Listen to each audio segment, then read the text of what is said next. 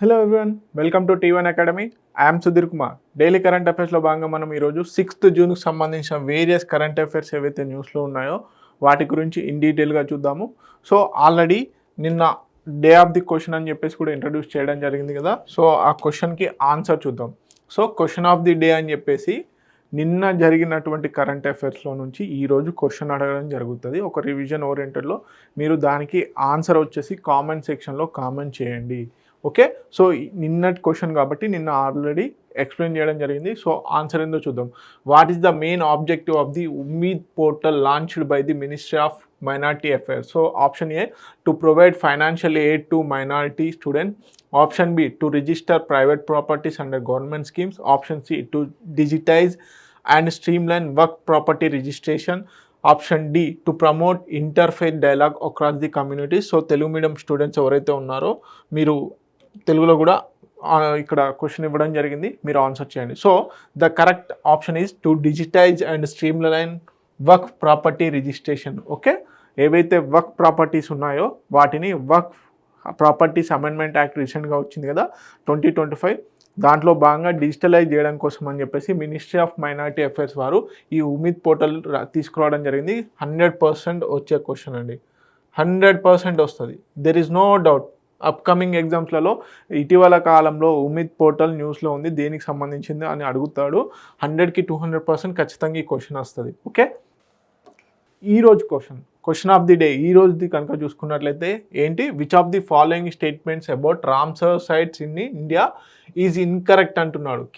కింద ఇచ్చినటువంటి స్టేట్మెంట్స్లలో ఏది రాంగ్ స్టేట్మెంట్ అని అంటున్నాడు. ఓకే, ఆప్షన్ ఏ వచ్చేసి Khichan and in Rajasthan is known for migratory demoiselle cranes ఏవైతే ఉన్నాయో డొమెసిల్ క్రేన్స్కి పెట్టింది పేరంట. While Menar is called bird village. Okay, India currently has 91 Ramsar sites boosting environmental conservation. Option C, Ramsar sites are wetlands of international importance established by an intergovernmental treaty signed in 1971 in Iran. Option D, India became a signatory to the Ramsar Convention in 1971 promoting only international cooperation for wetland conservation. So దీనికి సంబంధించిన correct answer ఏ option అయితే ఉందో ఆ correct ఆప్షన్ని మీరు comment సెక్షన్లో ఈరోజు post చేయండి. Okay, so this is the question of the day. Ramsar site గురించి నిన్న కరెంట్ అఫైర్స్లో ఉంది. ఓకే, దానికి సంబంధించిన క్వశ్చన్ అంటే దానికి టాపిక్ ఏదైతే ఉందో నిన్న ఆల్రెడీ డిస్కస్ చేయడం జరిగింది. ఈరోజు క్వశ్చన్ రివిజన్ ఓరియంటెడ్లో ఇవ్వడం జరిగింది. ఓకే, దీనికి సంబంధించిన ఆన్సర్ నెక్స్ట్ డే అంటే రేపు ఇవ్వడం జరుగుతుంది. ఓకే, సో మరి ఈరోజు టాపిక్స్ ఏమున్నాయి అని కనుక చూసుకున్నట్లయితే సొకోట్రా ఐలాండ్స్ న్యూస్లో ఉంది. ఎందుకు న్యూస్లో ఉంది ఏందనే చూద్దాము. ఇంగా హైడ్రో పవర్ ప్రాజెక్ట్ కూడా న్యూస్లో ఉంది. Okay, India's first variable speed pumped storage plant అని చెప్పేసి న్యూస్లో ఉంది, దాని గురించి చూద్దాం. G7 లీడర్ సమ్మిట్ 2025 ఆల్రెడీ ఇంతకుముందు ప్రీవియస్ కరెంట్ అఫైర్లో కూడా చెప్పడం జరిగింది, మళ్ళీ ఒకసారి చూద్దాము. సమృద్ధి మహామార్గ్ అని చెప్పేసి న్యూస్లో ఉంది. నెక్స్ట్, ఏక్ పేడ్ మాకే నామ్ ఇనిషియేటివ్. నిన్న వరల్డ్ ఎన్విరాన్మెంటల్ డే కదా, ప్రపంచ పర్యావరణ సంరక్షణ దినోత్సవాన్ని పురస్కరించుకొని ఏంటి ఏక్ పేడ్ మాకే నామ్ అని చెప్పేసి ఇనిషియేటివ్ తీసుకురావడం జరిగింది, దాని గురించి చూద్దాం. అదేవిధంగా యునెస్కో వాళ్ళు గ్లోబల్ ఎడ్యుకేషన్ మానిటరింగ్ రిపోర్ట్ని రిలీజ్ చేయడం జరిగింది 2024-25 గాను.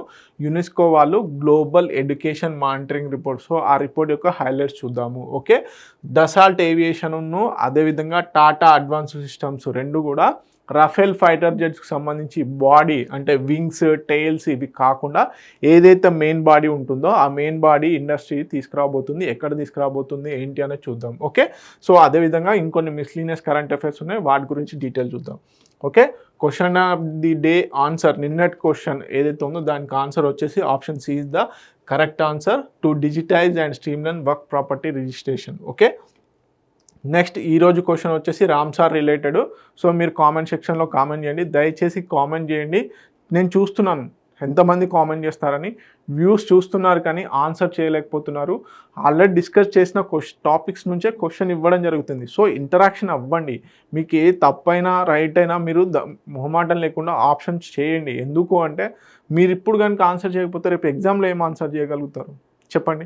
ఇక్కడే ఆన్సర్ చేయలేకపోతున్నారు, ఎగ్జామ్లో ఏం ఆన్సర్ చేస్తారు? సో దయచేసి ఎవరైతే క్లాస్ వింటున్నారో వారు ఈ క్వశ్చన్కి ఆన్సర్ కామెంట్లో కామెంట్ సెక్షన్లో కామెంట్ చేయండి దయచేసి. ఓకే, అదేవిధంగా వీడియో ఎవరైతే చూస్తున్నారో దయచేసి షేర్ చేయండి, అదేవిధంగా లైక్ కూడా చేయండి. ఎందుకంటే మీరు లైక్ చేయడం వల్ల, షేర్ చేయడం వల్ల ఇతరులకు కూడా హెల్ప్ అవుతుంది. అదేవిధంగా ఎక్కువగా వ్యూస్ వస్తే మాకు కూడా ఒక ఎనర్జీ లాగా ఫీల్ అవుతాం. ఓకే, మమ్మల్ని కూడా చాలామంది చూస్తున్నారు, వాళ్ళకి ఇంకా ఎక్కువగా కంటెంట్ ఇవ్వాలి, క్వాలిటీ కంటెంట్ ఇవ్వాలని మా మీద ఇంకా బాధ్యత పెరుగుతుంది. అంతేగాని ఏదో ఆశించి కాదండి. ఓకే, సో ఫస్ట్ టాపిక్ ఏంటి? సకోట్రా ఐలాండ్స్. సో సకోట్రా ఐలాండ్స్ వచ్చేసి మనకి సోమాలియా ఏదైతే ఉందో, సోమాలియాకి సంబంధించినటువంటి ఓకే టాపిక్ కనుక చూసుకున్నట్లయితే సకోట్రా ఐలాండ్స్ సంబంధించి మనకి న్యూస్లో ఉంది. యాక్చువల్లీ సకోట్రా ఐలాండ్స్ ఎక్కడ ఉన్నాయంటే మనకి అరేబియన్ సీలోని యెమెన్కు సంబంధించినటువంటి సకోట్రా ఐలాండ్స్ న్యూస్లో ఉంది. ఎందుకు అంటే ఇక్కడ యునైటెడ్ అరబ్ ఎమిరేట్స్ అదేవిధంగా వరల్డ్ హెల్త్ ఆర్గనైజేషన్స్ రెండు కూడా jointly launch 2-year humanitarian programme అనేది లాంచ్ చేయడం జరిగింది. Okay, to tackle severe child and maternal malnutrition అనేది జరుగుతుంది సకోట్రా ఐలాండ్స్లో.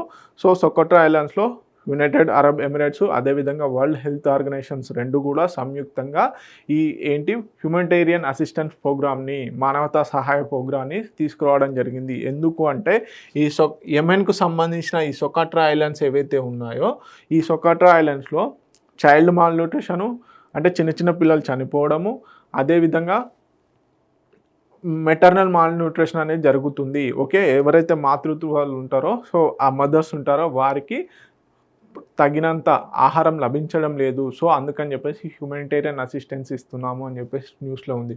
సో ఇందుకు గాను ఈ సకోట్రా ఐలాండ్స్ ఎక్కడ లొకేట్ అయి ఉన్నాయి, ఏ కంట్రీకి సంబంధించిన ఐలాండ్స్ ఏంటి అని చూద్దాం. సో ఈ సకోట్రా ఐలాండ్స్ వచ్చేసి మనకు అరేబియన్ సీలో ఉన్నాయి. ఏదైతే హార్న్ ఆఫ్ ఆఫ్రికాగా పిలుస్తామో సోమాలియాకి దగ్గరలో ఉంటుంది. సో కాకపోతే ఇవి యెమెన్కు సంబంధించిన ఐలాండ్స్. ఓకే, యెమెన్కి సంబంధించిన islands. Okay, 340 kilometers from the south east of the Yemen near the horn of Africa. Okay, part of the Socotra ఆర్చిపెలాగ్లో భాగము. ఓకే, మేజర్గా coastal plains, lime stone plateau ఇవన్నీ కూడా ఉంటాయి. బేసిక్గా బయోడైవర్సిటీ అండ్ హెరిటేజ్ కనుక చూసుకున్నట్లయితే ఈ సకోట్రా ఐలాండ్స్ ఏవైతే ఉన్నాయో యునెస్కో వరల్డ్ హెరిటేజ్ సైట్గా కూడా గుర్తించడం జరిగింది 2008లో.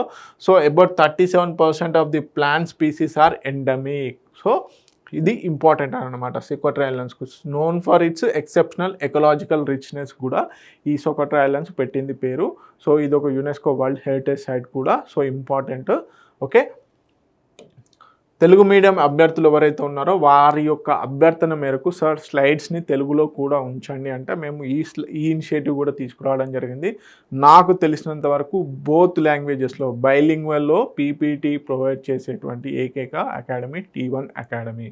ఎవరు కూడా బైలింగ్వల్లో పీపీటీస్ని ప్రొవైడ్ చేయరు. నాకు తెలిసి ఓన్లీ MCQస్ను మాత్రమే ఇస్తారు. కాకపోతే ఇలా కంటెంట్ని అటు తెలుగు మీడియం విద్యార్థులకు ఇటు ఇంగ్లీష్ మీడియం విద్యార్థులకు ఉపయోగకరంగా ఉండే విధంగా ఎవరు ఇవ్వరండి. సో దయచేసి మా యొక్క ఇనిషియేటివ్ను గుర్తించి దయచేసి వీడియోస్ని షేర్ చేయండి మీ ఫ్రెండ్స్కి. మాకేం లేదండి, వీడియోస్లో అంటే వ్యూస్ ఎక్కువగా వస్తే కొంచెం మాకి ఎనర్జీ లాగా ఫీల్ అవుతాం. సో ఓకే, మమ్మల్ని ఇంకా ఫాలో అవుతున్నారు, ఇంకెక్కువగా రెస్పాన్సిబుల్గా వర్క్ చేయడానికి ఒక బూస్టర్ లాగా పనిచేస్తుంది. ఓకే, ఒక ఎంకరేజ్మెంట్ అనుకోండి. ఓకే, నెక్స్ట్ ఇంగా hydro power project. Okay, world bank ఎంతవరకు యాక్చువల్లీ ఇక్కడ చాలా మటుకి సివిల్ సొసైటీస్ ఈ ఇంగా ప్రాజెక్ట్ సంబంధించి వరల్డ్ లెవెల్లో ప్రపంచం మొత్తం కూడా అపోజిట్ చేస్తున్నప్పటికీ కూడా వరల్డ్ బ్యాంక్ రీసెంట్గా $250 million అసిస్టెన్స్ అనేది ఇవ్వడం జరిగింది. ఏది ఇంగా 3 హైడ్రో పవర్ ప్రాజెక్ట్కి. ఓకే, ఈ ఇంగా హైడ్రో పవర్ ప్రాజెక్ట్ ఎక్కడ ఉంది, ఇది ఏ నది పైన కన్స్ట్రక్షన్ చేస్తున్నారు, దీని యొక్క స్పెషాలిటీ ఏందనే చూద్దాము. So projection democratic republic of Congo ఎక్కడైతే ఉందో ఈ డెమోక్రటిక్ రిపబ్లిక్ ఆఫ్ కాంగోలో ఈ ఇంగా ప్రాజెక్ట్ అనేది ఉంది. సో ఈ ఇంగా ప్రాజెక్ట్ని మొత్తం 3 ఫేసెస్లలో చేస్తున్నారు. ఇంగా phase 1, ఇంగా phase 2, ఇంగా phase 3. This is the completely hydro power project and run of river project అంటే లార్జ్, ఇప్పుడు మనం మామూలుగా శ్రీశైలం, నాగార్జున సాగర్ డ్యామ్స్ ఏ విధంగా అయితే ఉన్నాయో శ్రీశైలం ప్రాజెక్టులు ఏంటి పెద్ద ఎత్తున నీటిని స్టోరేజ్ చేసి వాటిని కిందికి వదులుతూ ఏంటి హైడ్రో పవర్ని జనరేట్ చేస్తారు. కానీ ఈ రన్ ఆఫ్ రివర్ ప్రాజెక్ట్లో ఏంటంటే నీటిని అంత పెద్ద ఎత్తున స్టోర్ చేయరండి. సో నది ప్రవహిస్తున్న సందర్భం ఏదైతే ఉంటుందో ఆ ఉన్నటువంటి నీటిని ఉపయోగిస్తూనే కొంచెం ఎనర్జీ అనేది జనరేట్ చేస్తారు. దీనివల్ల ఏంటంటే మేజర్ ఎకలాజికల్ డిస్టర్బెన్సెస్ అనేటివి కావు, కానీ ఎకలాజికల్ డిస్టర్బెన్స్ అవుద్ది. కానీ ఇప్పుడు 100% అవుద్దా అంటే కాదు, కొంతవరకు ఒక 50% వరకు ఎకలాజికల్ డిస్టర్బెన్స్ అవుతుంది, మిగతాది కాదు. ఇప్పుడు మనం జనరల్గా సింధు నది జలాల ఒప్పందంలో ఈ రన్ ఆఫ్ రివర్ సిస్టమ్ అనేది మనం తరచుగా వింటాం.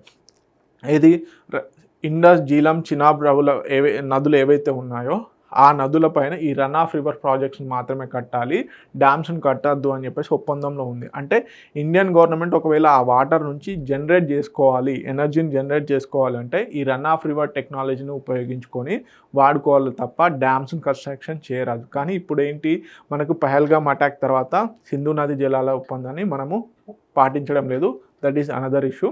ఓకే, ఇప్పుడు ఏంటంటే ఈ డెమోక్రటిక్ రిపబ్లిక్ ఆఫ్ కాంగో వారు ఈ ఇంగా అనే ప్రాజెక్ట్లో భాగంగా రన్ ఆఫ్ రివర్ ద్వారా మాత్రమే ఎనర్జీని ప్రొడ్యూస్ చేస్తున్నారు. కాకపోతే అయినప్పటికీ కూడా ఇక్కడ ఎకలాజికల్ డిస్టర్బెన్స్ తక్కువగా అవుతున్నప్పటికీ కూడా ఏంటంటే all over world civil societies ఏవైతే ఉన్నాయో అవి అపోజ్ చేయడం జరుగుతుంది.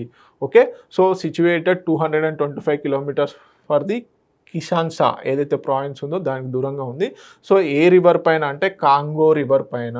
ఓకే, కాంగో రివర్ పైన ఈ ఇంగా ప్రాజెక్ట్ అనేది ఉంది. సో యాక్చువల్లీ ఇంగా ఫేజ్ 1 వచ్చేసి 1972లో, ఇంగా 2 1982లో ఉండడం జరిగింది. అదేవిధంగా ఇక్కడ వరల్డ్ ఫేమస్ వాటర్ ఫాల్స్ కూడా ఇక్కడ చాలా వరకు ఉన్నాయి. సో వాటికి ఇబ్బంది అవుతుంది, ఈ వాటర్ ఫాల్స్ జలపాతాలు ఏవైతే ఉన్నాయో వాటికి ఇబ్బంది అవుతుందని చెప్పేసి ఈ ఇంగా ప్రాజెక్ట్స్ని అపోజ్ చేయడం జరుగుతుంది. కాకపోతే ఇంగా 3కి సంబంధించి ఇప్పుడు $250 మిలియన్ సహాయం అనేది వరల్డ్ బ్యాంక్ ఇవ్వడం జరిగింది. సో గ్రాండ్ ఇంగా ఎక్స్పాన్షన్స్లో భాగంగా ఇవి అన్నమాట ప్రాజెక్ట్. సో ఈ ఇంగా 3 ప్రాజెక్ట్ కెపాసిటీ ఎంత అంటే 4.8 గిగావాట్స్. సో చూడండి, మనము జనరల్గా మెగావాట్స్ ఇలా క్యాలిక్యులేట్ చేస్తాం, కానీ 4.8 గిగావాట్స్ యొక్క పవర్ అనేది ఈ ఇంగా 3 పవర్ ప్రాజెక్ట్ ద్వారా రాబోతుంది, హైడ్రో పవర్ ప్రాజెక్ట్. సో చాలా పెద్ద ఎత్తున పవర్ ప్రాజెక్ట్ అన్నమాట, హైడ్రో పవర్ ప్రాజెక్ట్. సో మొత్తంగా గ్రాండ్ ఇంగా పొటెన్షియల్ ఎంత 9 gigawatts. So సర్పాసింగ్ China's 3 Gorges dam ఏదైతే ఉందో ఇది ప్రపంచంలోకి ఇప్పుడు ప్రస్తుతం ఉన్నటువంటి వరకు ఈ చైనాకు సంబంధించిన 3 గార్జెస్ డ్యామ్ ఏదైతే ఉందో ఇది ప్రపంచంలో అత్యధికంగా హైడ్రో పవర్ ప్రాజెక్ట్ని ఉత్పత్తి చేస్తుంది. సో ఒకవేళ ఈ ఇంగా ప్రాజెక్ట్ కనుక కంప్లీట్ అయితే ఫేజ్ 3లో ఉన్నటువంటి ఇంగా 3 అంటారు కదా. సో ఈ ప్రాజెక్ట్ కనుక కంప్లీట్ అయితే చైనా యొక్క 3 గార్జెస్ డ్యామ్ని మించి ఉత్పత్తి చేస్తుంది. ఎంత? 9 గిగావాట్స్. సో చెప్పాను కదా, రన్ ఆఫ్ ది రివర్ సిస్టమ్ని బేస్ చేసుకొని minimising the large scale reservoir creation. Okay, so strengthen and economic goals. So మేజర్గా ఎనర్జీ ఎందుకండి, కరెంట్ అంటే దేనికి ప్రసిద్ధి? బేసిక్గా ఇండస్ట్రీస్కి హెల్ప్ అవుతుంది మనకి. అదేవిధంగా హౌస్ హోల్డ్స్కి కనెక్షన్ అనేది ఉండడం వల్ల ప్రొడక్షన్ ఎక్కువ పెరిగే ఛాన్సెస్ ఉన్నాయి. ఓకే, అందుకని చెప్పేసి energy primarily target to export and industrial mining sector, limited focus on rural electrification. So దీంట్లో ఈ ఇంగా 3 అంటే ఇంగా ఏదైతే ఉందో ఆ గ్రాండ్ మొత్తం ప్రాజెక్ట్ వల్ల వచ్చిన ఉత్పత్తిని ఎక్స్పోర్ట్ చేయడము ఇండస్ట్రీస్కి మాత్రమే ఇస్తున్నారు, కాకపోతే రూరల్ ఎలక్ట్రిఫికేషన్కి లేదు అన్నమాట. ఇది ఒక అపోజిషన్. ఓకే, సో దీన్ని నిర్మిస్తున్న వారు ఎవరు? Democratic republic of Congo. Okay, మొత్తం వచ్చేసి వరల్డ్ బ్యాంక్ వచ్చేసి $1 బిలియన్ ఫైనాన్సింగ్ అనేది ఇవ్వబోతుంది. కాకపోతే ఈ ప్రాజెక్ట్ మొత్తానికి ఈ గ్రాండ్ ఇంగా ప్రాజెక్ట్ ఏదైతే ఉందో ఈ గ్రాండ్ ఇంగా ప్రాజెక్ట్కి వచ్చేసి $10 బిలియన్ యొక్క ఖర్చు అవుతుంది. Okay, this is all about ఇంగా ప్రాజెక్ట్. ఎక్కడ ఉంది అంటే డెమోక్రటిక్ రిపబ్లిక్ ఆఫ్ కాంగో. ఎందులో నిర్మిస్తున్నారు అంటే కాంగో రివర్ పైన నిర్మించడం జరుగుతుంది. అదేవిధంగా ఎన్ని ఫేసెస్ అంటే 3 ఫేసెస్. ఎన్ని డాలర్ల ప్రాజెక్ట్ అంటే $10 బిలియన్ ప్రాజెక్టు. దాంట్లో భాగంగా $1 బిలియన్ వచ్చేసి వరల్డ్ బ్యాంక్ అసిస్టెన్స్ ఇవ్వబోతుంది. ఓకే, సో తెలుగు మీడియం అభ్యర్థుల కోసం స్లైడ్ తెలుగులో కూడా ఉంచడం జరిగింది. So please note it down. Important points ఏవైనా కావాలి అనుకుంటే ఇక్కడ నుంచి నోట్ చేసుకోండి. Okay, next India's first variable speed pumped storage plant. Okay, India's first దేశంలోనే మొట్టమొదటి speed pumped storage plant variable. So దీనికి ఏంటి స్పెషాలిటీ ఏంటంటే స్టోరేజ్ చేస్తుంది. ఇప్పుడు మామూలుగా డ్యామ్ ఉంది, సపోజ్ రివర్ ఇలా వెళ్తుంది, దీనికి అడ్డుగా ఒక డ్యామ్ కట్టేసి వాటర్ని స్టోర్ చేసేసి ఏంటి ఇక్కడ ఒక పవర్ ప్లాంట్ కన్స్ట్రక్షన్ చేశారు. సో దీంట్లో నుంచి ఒక డ్రాప్లెట్ ఇచ్చేసి ఇన్లెట్ ఇచ్చేసి దీని ద్వారా టర్బైన్స్ తిప్పి ఇలా వాటర్ని మళ్ళీ ఇలా డ్రాప్ చేస్తారు. కాకపోతే ఈ స్టోరేజ్ పంప్ ప్లాంట్ ఏదైతే ఉందో, first variable speed pumped storage plant ఏదైతే ఉందో, దీంట్లో ఏంటి అంటే స్పెషాలిటీ, సో పైన వాటర్ ఉంటాయి కదా, అప్పర్ రిజర్వాయర్ ఏదైతే ఉంటుందో ఈ నది ద్వారా వచ్చినటువంటి వాటర్ని స్టోర్ చేస్తారు. ఓకే, స్టోర్ చేసి ఆ వాటర్ని పంపించి ఇక్కడ టర్బైన్స్ని తిప్పుతారు. ఓకే, టర్బైన్స్ని తిప్పడం ద్వారా మనకి ఎలక్ట్రిసిటీ ప్రొడ్యూస్ అయ్యి డౌన్లో వాటర్ వచ్చేస్తాయి. ఓకే, ఇది విధంగా వాటర్ ఏంటి ఎలక్ట్రిసిటీ జనరేట్ అవుతుంది. అదేవిధంగా ఈ మనకి వేరియబుల్ స్పీడ్ ఏదైతే ఉందో, స్టోరేజ్ ప్లాంట్ ఏదైతే ఉందో, సో దీంట్లో ఏంటి ఈ కింద కూడా వాటర్ని స్టోర్ చేయడం జరుగుతుందండి. చూడండి, మళ్ళీ వాటర్ జనరేట్ అవ్వాలి అన్నప్పుడు రివర్స్లో ఎలక్ట్రిసిటీ జనరేట్ అవ్వాలన్నప్పుడు రివర్స్లో వాటర్ని మళ్ళీ పైకి పంపించడం జరుగుతుంది. Okay, this is the storage plant. అంటే తక్కువ నీటిని ఉపయోగించుకొని ఎప్పుడైతే ఎక్కువ ఎనర్జీ ప్రొడ్యూస్ అవుతుందో అప్పుడు మళ్ళీ అదే ఎనర్జీని యూజ్ చేసుకొని మళ్ళీ వాటర్ పంప్ సెట్స్ని తిప్పి మళ్ళీ వాటర్ని పైకెక్కించి మళ్ళీ ఎనర్జీ అనేది జనరేట్ చేయడం జరుగుతుంది. ఓకే, ఎక్కడ రాబోతుంది? టెహ్రీలోని ఉత్తరాఖండ్ రాష్ట్రంలోని టెహ్రీలో ఈ వేరియబుల్ స్పీడ్ పంప్ స్టోరేజ్ ప్లాంట్ని తీసుకొస్తున్నారు. Has commenced commercial operation 250 megawatts యూనిట్స్తోని ఈ ఫస్ట్ వేరియబుల్ స్టోరేజ్ ప్లాంట్ని తీసుకొస్తున్నారు. ఓకే, సో కెపాసిటీ ఎంత? 1000 మెగావాట్స్. సో ఫస్ట్ యూనిట్ ఏదైతే ఉందో అది 250 megawatts commission. Okay, Tehri Garhwal ఏదైతే ఉందో ఉత్తరాఖండ్. ఓకే, ఎవరు డెవలప్ చేస్తున్నారు? ఎగ్జిక్యూటెడ్ వచ్చేసి THDC ఇండియా లిమిటెడ్ వాళ్ళు. దీన్ని అండర్ మినిస్ట్రీ ఆఫ్ పవర్ కింద వర్క్ చేస్తుంది వారు. ఓకే, టెక్నాలజీ పార్ట్నర్ వచ్చేసి GE వర్నోవా. సో వీళ్ళు ఈ డెవలప్మెంట్ చేయబోతున్నారు. ఓకే, ఇండియాలోనే first variable storage power plant, speed pumped storage power plant. Okay, so Telugu medium అభ్యర్థుల కోసం తెలుగులో ఉంచడం జరిగింది. Okay, next G7 leaders summit 2025. So మనకి కెనడాలో నిర్వహిస్తున్నారు. మోడీ వెళ్ళడం లేదు, అదేవిధంగా మోడీ గారికి ఇన్విటేషన్ రాలేదని మనం తరచుగా న్యూస్లో చూస్తున్నాం. That is one side of the story.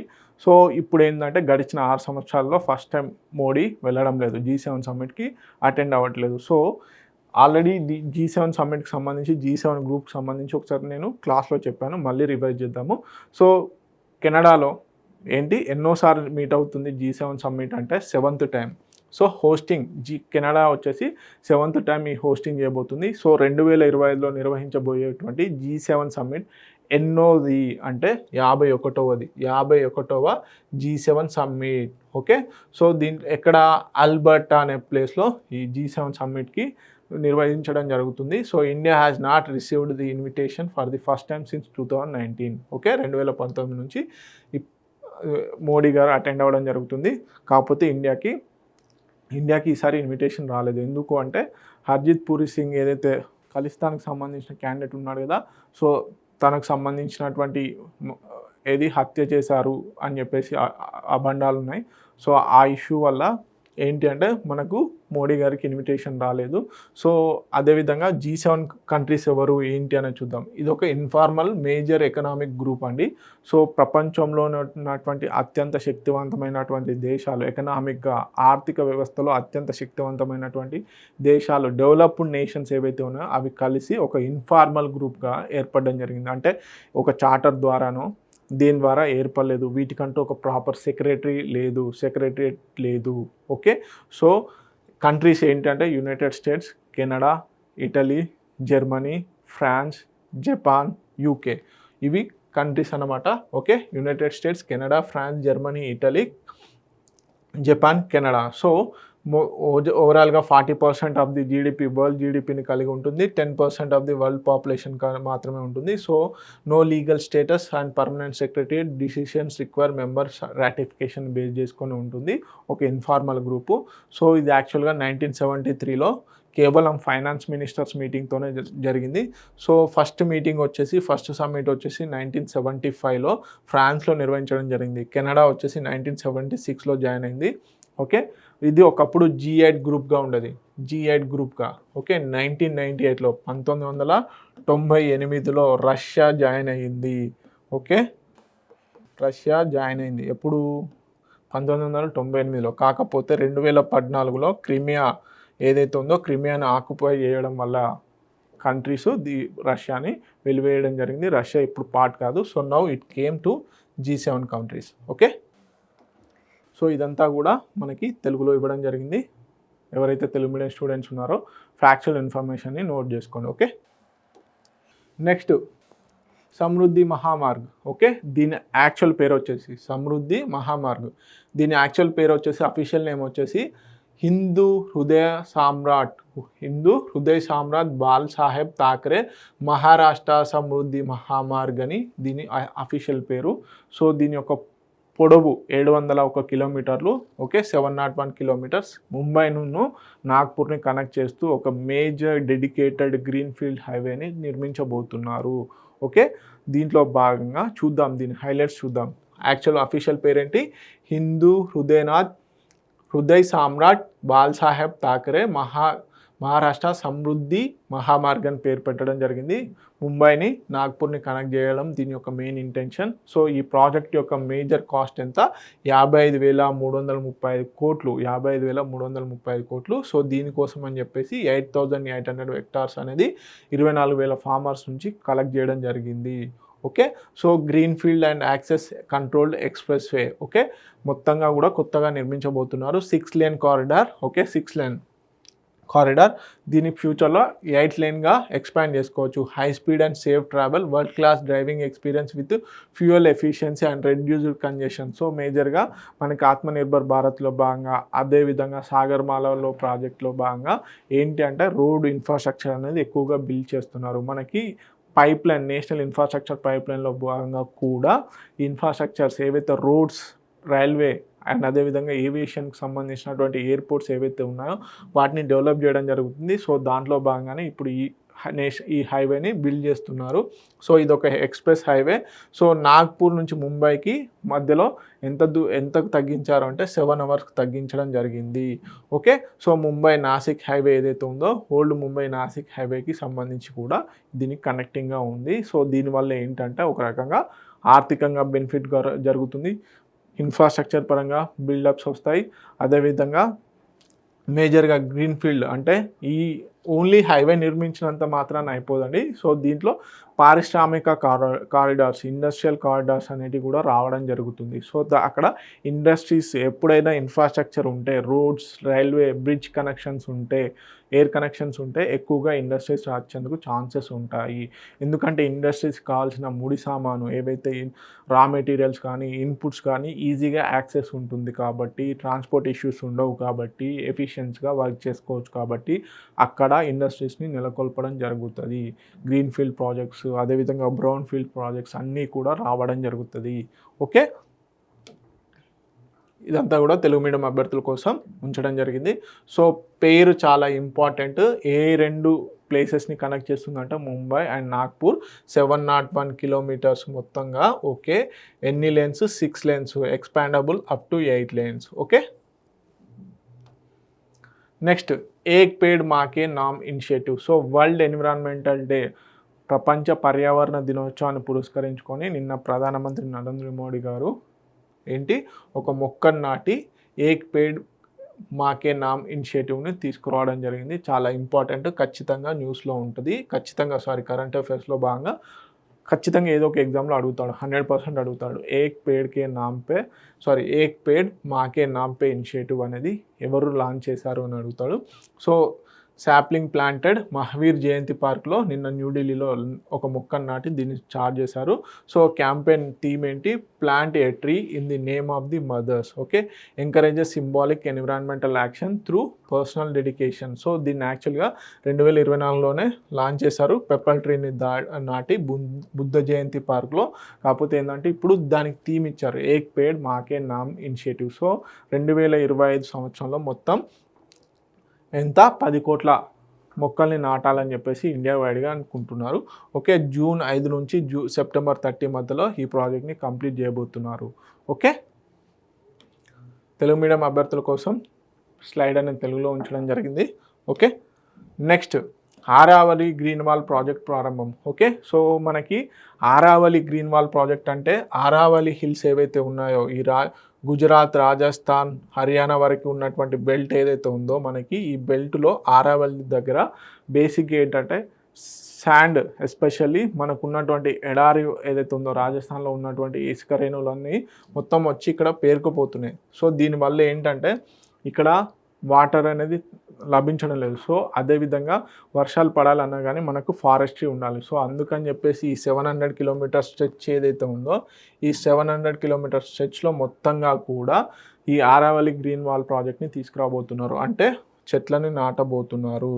Okay, so ఈ చెట్లను నాటడం వల్ల ఎడారి ఏదైతే ఉందో అది ఇండియా మెయిన్ ల్యాండ్కి రాకుండా అడ్డుకోవచ్చు. అదేవిధంగా అక్కడ వర్షాలు కూడా పడే ఛాన్సెస్ ఉన్నాయి. ఓకే, ప్రపంచ పర్యావరణ దినోత్సవాన్ని పురస్కరించుకొని ఏక్ పేడ్ మాకే నామ్ కార్యక్రమంలో ప్రధానమంత్రి పాల్గొనడం జరిగింది. దేశ రాజధాని ఢిల్లీలోని భగవాన్ మహావీర్ వనస్థలి పార్కులో గురువారం మొక్కలు నాటారు. ఢిల్లీ నుంచి గుజరాత్లోని ఆరావళి పర్వతాల వరకు 700 కిలోమీటర్ల మేర అడవుల పెంపకం కోసం ఉద్దేశించిన ఆరావళి గ్రీన్ వాల్ ప్రాజెక్టు ప్రారంభించడం జరిగింది. ఓకే, దీంట్లో భాగంగా గుజరాత్, రాజస్థాన్, హర్యానా, ఢిల్లీలో ఈ పర్వతాలు విస్తరించి ఉన్నాయని తెలుసు. సో మేజర్గా ఇదనమాట. సో ఈ ఆరావళి రీజియన్ ఏదైతే ఉందో ఆరావళి రీజియన్ మొత్తం కూడా 700 కిలోమీటర్లు చెట్లను నాటబోతున్నారు. Okay, next global education monitoring report 2024-25 global education monitoring report 2024-25 ఎవరు రిలీజ్ చేస్తారు? UNESCO, united nations educational scientific cultural organisation ఏదైతే ఆర్గనైజేషన్ ఉందో ఆ ఆర్గనైజేషన్, సైంటిఫిక్ కల్చరల్ ఆర్గనైజేషన్ ఏదైతే ఉందో ఆ ఆర్గనైజేషన్ గ్లోబల్ ఎడ్యుకేషన్ మానిటరింగ్ రిపోర్ట్ని రిలీజ్ చేస్తుంది. సో దానికి సంబంధించిన హైలైట్స్ చాలా important. High enrolment but low learning outcomes. So స్కూల్స్లో చాలామంది జాయిన్ అవుతున్నారు, కానీ జాయిన్ అయినంత మాత్రాన ప్రాపర్గా అవుట్కమ్స్ రావడం లేదు. ఏమని చెప్తుందంటే మనకు ఎవ్రీ ఇయర్ కూడా అసర్ రిపోర్ట్ అని వస్తుంది. Okay, annual status of the education report అని చెప్పేసి ఒకటి వస్తుంది. ఆ అసర్ రిపోర్ట్ ఏం చెప్తుంది అంటే అసర్ రిపోర్ట్ ప్రకారం థర్డ్ క్లాస్ చదివే విద్యార్థి సెకండ్ క్లాస్ చదవాల్సిన పుస్తకాలు ఏవైతే ఉంటాయో వాటిని ప్రాపర్గా చదవడం లేదు అని చెప్పడం జరుగుతుంది. ఓకే, 95% ప్రైమరీ ఎన్రోల్మెంట్ అనేది ఉంది. ఓకే, 95% అంటే 100లో 95% పీపుల్ జాయిన్ అవుతున్నారు స్కూల్లో. కాకపోతే థర్డ్ క్లాస్ చదివే విద్యార్థి ఎవరైతే ఉన్నారో వాళ్ళలో 43% పీపుల్ మాత్రమే, అంటే సగానికంటే తక్కువ పిల్లలు సెకండ్ క్లాస్ లెవెల్ బుక్స్ మాత్రమే చదవగలుగుతున్నారు. మిగతా 57% ఆఫ్ ది పీపుల్ చదవలేకపోతున్నారు అని చెప్పేసి ఈ అసర్ రిపోర్ట్ 2023 ఏదైతే ఉందో అది చెప్పడం జరిగింది.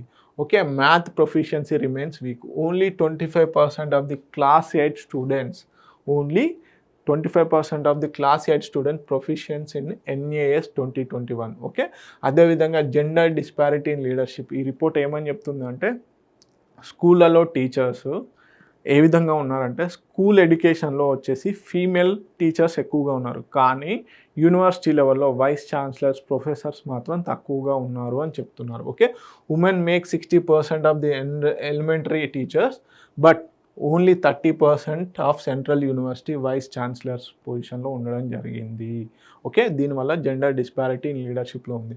Inadequate implementation of training. Okay, national education policy 2020 ఏదైతే ఉందో పాలసీ 2020 ఉందో 50 hours of the annual leadership training అనేది ఉండాలి, but state level compliance is limited. Okay, national education policy ఏమని చెప్తుందంటే 50 గంటలు ఖచ్చితంగా ట్రైనింగ్ ఉండాలి ఒక టీచర్కి అంటుంది. కాకపోతే లీడర్షిప్ రిలేటెడ్గా, కాకపోతే దాన్ని స్టేట్ లెవెల్స్లో ఇంప్లిమెంట్ చేయట్లేదు అని చెప్తుంది. ఓకే, గ్లోబల్ ట్రెండ్స్ ఒకసారి కనుక చూసుకున్నట్లయితే reading proficiency gender gap. Okay, only 87 boys per 100 girls met basic reading standards. అంటే ఏమని చెప్తున్నారు, ప్రపంచం మొత్తంగా చూసుకున్నట్లయితే ప్రతి 100 మంది అమ్మాయిలకి 87 మెంబర్స్ మాత్రమే అబ్బాయిలు ప్రాపర్గా చదవగలుగుతున్నారు, అంటే 13 మంది ఈక్వల్గా చదవలేకపోతున్నారు అని చెప్తుంది. ఓకే, సో అదేవిధంగా drops to 72 in middle income countries. Okay, middle income కంట్రీస్లో ఇది 72గా ఉంది అని చెప్తుంది. అంటే లైక్ మన ఇండియా అలాంటి కంట్రీస్లో. Post pandemic set back. So math performance in girls, especially girls ఎవరైతే ఉన్నారో వాళ్ళలో మ్యాథ్ పర్ఫార్మెన్స్ అనేది తగ్గింది. ఎప్పుడు? కోవిడ్ తర్వాత. ఏ కంట్రీస్లలో? బ్రెజిల్, యూకే అండ్ ఇటలీ లాంటి కంట్రీస్లో. అదేవిధంగా under representation of women in leadership. Okay, only 19% of the global education ministers are women. Okay, 193 కంట్రీస్లలో దాదాపుగా 19% మాత్రమే ఉమెన్ ఎడ్యుకేషన్ మినిస్ట్రీస్ ఉన్నారు అని చెప్పేసి ఈ గ్లోబల్ ఎడ్యుకేషన్ మానిటరింగ్ రిపోర్ట్ చెప్తుంది. ఓకే, మిగతా హైలైట్స్, పాజిటివ్ డెవలప్మెంట్స్ ఏంటి? Growing presence of female educators in India enhances inclusive learning environment. చెప్పాను కదండి, 60% ప్రైమరీ ఎడ్యుకేషన్లో 60% ఆఫ్ ది టీచర్స్ కూడా ఎవరు? ఫీమేలే ఉన్నారు. అదొక రకంగా ఇంక్లూజివ్ ఎడ్యుకేషన్కి ఇంపార్టెన్స్ అనమాట. ఇంక్లూజివ్ లెర్నింగ్కి ఒక రకంగా దోహదం చేస్తుంది. అదేవిధంగా Delhi's middle leadership pilot improved mentorship and teacher collaboration. అదేవిధంగా over 100 countries now prioritise education leadership through global monitoring initiatives. అదేవిధంగా ఛాలెంజెస్ ఏంటి? Digital divide by the pandemic. So pandemic ద్వారా డిజిటల్ డివైడ్ అనేది ఏర్పడింది. ఓకే, అదేవిధంగా lack of transparency and merit based process in leadership appointments. So ఇవన్నీ కూడా మనకి ఇబ్బందిగా ఉన్నాయని చెప్పేసి చెప్పడం జరిగింది global education report, monitoring report. Okay, so Telugu medium అభ్యర్థుల కోసం తెలుగులో ఉంచడం జరిగింది. Okay, next Dassault aviation partners with the Tata advanced సిస్టమ్స్తోని డసాల్ట్ ఏవియేషన్ పార్ట్నర్షిప్ అవ్వడం జరిగింది. దేంట్లో అంటే మనకి రఫేల్ ఫైటర్ జెట్స్ ఏవైతే ఉన్నాయో, రఫేల్ ఫైటర్ జెట్స్ సంబంధించినటువంటి ఫ్యూజ్లేజ్ ప్రొడక్షన్ అంటే బేసిక్గా బాడీ ఉంటుంది కదా. సపోజ్ ఫైటర్ జెట్ అనుకోండి, ఈ ఫైటర్ జెట్కి వింగ్స్ ఉంటాయి కదా, హెడ్ టైల్ ఉంటుంది కదా. సో ఈ హెడ్ టైల్ అదేవిధంగా ఈ వింగ్స్ కాకుండా ఈ మెయిన్ బాడీ ఏదైతే ఉంటుందో, ఈ మెయిన్ బాడీకి సంబంధించిన ఈక్విప్మెంట్ అంతా కూడా కంబైన్డ్గా ఇండియాలో ప్రొడక్షన్ చేయబోతున్నారు. ఎవరెవరు? డసాల్ట్ ఏవియేషను, అదేవిధంగా టాటా అడ్వాన్స్డ్ సిస్టమ్స్ వారు కొలాబరేట్ అయ్యి ఈ మెయిన్ బాడీకి సంబంధించిన పార్ట్స్ అనేవి ఇండియాలోనే ప్రొడక్షన్ చేయబోతున్నారు. కాకపోతే వింగ్స్, హెడ్ టైల్ అండ్ ఇంజన్ని కూడా ఇండియాలో చేయలేకపోతున్నారు. కాకపోతే ఈ మెయిన్ బాడీ పార్ట్స్ ఏవైతే ఉన్నాయో వాటిని ఇండియాలో ఎవరితోని టాటా అడ్వాన్స్ సిస్టమ్తో కొలాబరేట్ చేయబోతున్నారు. సో 4 ప్రొడక్షన్ ట్రాన్స్ఫర్ అగ్రిమెంట్స్ అనేవి జరిగాయి. అదేవిధంగా లొకేషన్ వచ్చేసి ఇక్కడ హైదరాబాద్లో new manufacturing facility in Hyderabad అనేది ఎస్టాబ్లిష్ చేయబోతున్నారు. ఓకే, స్కోప్ వచ్చేసి manufacture of key Rafale fighter jet aircraft fuselage sections. అదేవిధంగా ఫస్ట్ ప్రొడక్షన్ ఎప్పుడు 2028 కల్లా రాబోతుంది. అదేవిధంగా ఫస్ట్ ఎవర్ రఫేల్ ఫ్యూస్లేజ్ ఏదైతే ఉందో అవుట్ సైడ్ ఫ్రాన్స్ బయట ఫస్ట్ టైం ఈ బాడీ పార్ట్స్ అనేవి నిర్మించబోతున్నారు. ఓకే, తయారు చేయబోతున్నారు. సో ఇది మేక్ ఇన్ ఇండియా ప్రొడక్షన్కి, మేక్ ఇన్ ఇండియాకి కూడా ఒక రకంగా మ్యానుఫ్యాక్చర్ సెక్టర్లో బూస్ట్ లాంటిది. ఓకే, సో మనం ఇప్పుడు ఇండిజినస్గా మన ఫైటర్ జెట్ ఇంజన్స్ని డెవలప్ చేయాలనుకుంటున్నాం కదా. సో దాంట్లో భాగంగా కూడా ఇదొక అడ్వాన్స్డ్ స్టెప్ అన్నమాట. ఓకే, సో తెలుగు మీడియం అభ్యర్థుల కోసం స్లైడ్ అనేది తెలుగులో ఉంచడం జరిగింది. Please note it down. Next, జపాన్లో ఆందోళనకరంగా జననాల రేటు క్షీణత అని చెప్పేసి అంటున్నారు. సో బేసిక్గా జపాన్లో ఈ టోటల్ ఫర్టిలిటీ రేట్ ఏదైతే ఉందో అది తగ్గుతూ వస్తూ ఉంది. ఈ సంవత్సరం 2024లో లెక్కల ప్రకారం 6,86,061 మంది మాత్రమే కొత్తగా జన్మించడం జరిగింది. అంటే ఫస్ట్ టైం ఏంటి, 7 లక్షల కంటే తక్కువగా చిన్నారులు పుట్టడం జరిగింది. గత ఏడాదితో పోలిస్తే 5.7% ఏదైతే ఉందో అది తక్కువగా ఉంది. 1899లో జనాభా లెక్కను ప్రారంభించగా ఈ సంఖ్య 7 లక్షలకు దిగువకు పడిపోవడం 2024లోనే మొదటిసారి అంటున్నారు. గత 16 ఏళ్ళుగా జననాల రేటు తగ్గిపోతూనే వస్తుండడం పరిస్థితి తీవ్రతకు అద్దం పడుతుంది. అంటే బేసిక్గా జననాల రేటు తగ్గుతూ ఉంటే ఏమవుతుందంటే బర్డెన్ అనేది పెరుగుతూ ఉంటుంది, డిపెండెన్సీ రేషియో పెరుగుతూ ఉంటుంది. సో అధిక వయస్కులు ఎక్కువగా అవ్వడం వల్ల అక్కడ ప్రొడక్షన్ అనేది తగ్గి ఇన్కమ్ అనేది తగ్గే ఛాన్సెస్ ఉన్నాయి. ఆర్థిక వ్యవస్థ మీద కూడా దెబ్బ పడే ఛాన్సెస్ ఉన్నాయి. ఎందుకంటే డిమాండ్ ఉన్న దగ్గరనే అత్యధికంగా ప్రొడక్షన్ కూడా జరుగుతుంది. సో ఇక్కడ జనాభా తగ్గుతుంది అంటే డిమాండ్ ఉండదని అర్థము. సో దానివల్ల ఆటోమేటిక్గా ప్రొడక్షన్ కూడా తగ్గే ఛాన్సెస్ ఉన్నాయి. ఓకే, ఆర్థిక వ్యవస్థ మీద కూడా ఒక రకంగా దెబ్బ పడుతుంది. అదేవిధంగా ఇద్దరు పిల్లలు చట్టాన్ని రద్దు చేసిన వియత్నాంలో ఇంతకుముందు కేవలం ఇద్దరు పిల్లలు మాత్రమే కనాలి అని చట్టం ఉండేది. సో దాన్ని ఇప్పుడు వియత్నాం రద్దు చేసింది. ఎందుకంటే జననాల రేటు 2 కంటే తక్కువ. బేసిక్గా టోటల్ ఫర్టిలిటీ రేట్ ఒకటి, మనకి రీప్లేస్మెంట్ రేట్ అనేది ఒకటి ఉంటుంది. సో ఈ రీప్లేస్మెంట్ రేట్ ఎప్పుడు కూడా 2.1 ఉండాలి. ఓకే, ప్రతి ఇద్దరికి ఒక మెన్ అండ్ ఉమెన్కి కనుక తీసుకున్నట్లయితే ఆ టోటల్ ఫర్టిలిటీ రేటు ఎప్పుడు కూడా 2.1 కంటే అటు ఇటుగా ఉండాలి కొంచెం. ఎప్పుడైతే రీప్లేస్మెంట్ రేట్ అనేది ఉంటుందో అది 2.1 అంటే ఒక ఇద్దరు వ్యక్తులకు ఇద్దరు అన్నట్టుగా లెక్క.